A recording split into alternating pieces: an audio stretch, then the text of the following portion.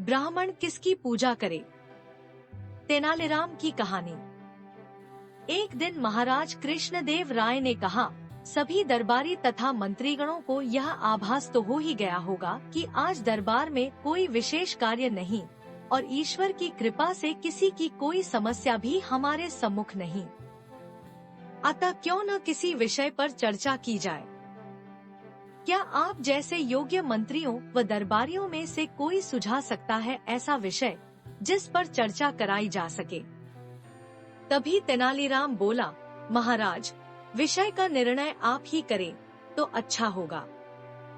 महाराज ने कुछ सोचा और फिर बोले, जैसा कि आप सभी जानते हैं कि क्षत्रिय, वैश्य, शूद्र तीनों वर्ग ब्राह्मण को पूजनीय माने। सभी दरबारियों व मंत्रियों को महाराज का यह प्रश्न बेहद सरल प्रतीत हुआ। इसमें कठिनाई क्या है महाराज? ब्राह्मण गाय को पवित्र मानते हैं। गाय जो कामधेनु का प्रतीक है। एक मंत्री ने उत्तर दिया। दरबार में उपस्थित सभी लोग उससे सहमत लगे। तभी महाराज बोले, तेनालीराम, क्या तुम भी इस उत्तर से संतुष्ट हो या तुम्हारी कुछ अगल राय है?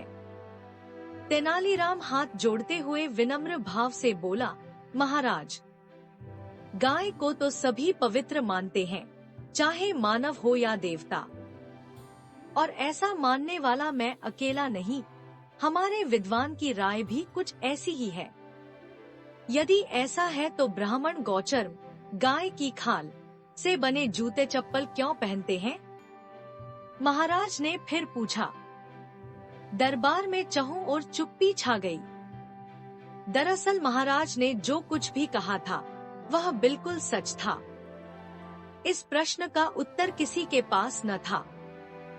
सबको चुप देख महाराज ने घोषणा की, जो भी उनके इस प्रश्न का संतोषजनक उत्तर देगा उसे 1000 स्वर्ण मुद्राएं पुरस्कार स्वरूप दी जाएंगी। 1000 स्वर्ण मुद्राओं का पुरस्कार दरबार में उपस्थित हर कोई लेना चाहता था, लेकिन प्रश्न का उत्तर कोई नहीं जानता था। सभी को चुप बैठा देख तेनालीराम अपने आसन से उठते हुए बोला, महाराज, ब्राह्मण के चरण पैर बेहद पवित्र माने जाते हैं।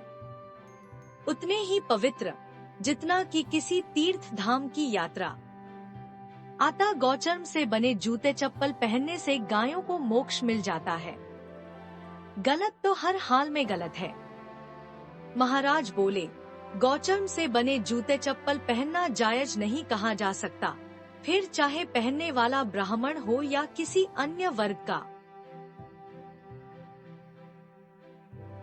लेकिन मुझे खुशी इस बात की है कि तेनालीराम ने उत्तर देने का साहस तो किया।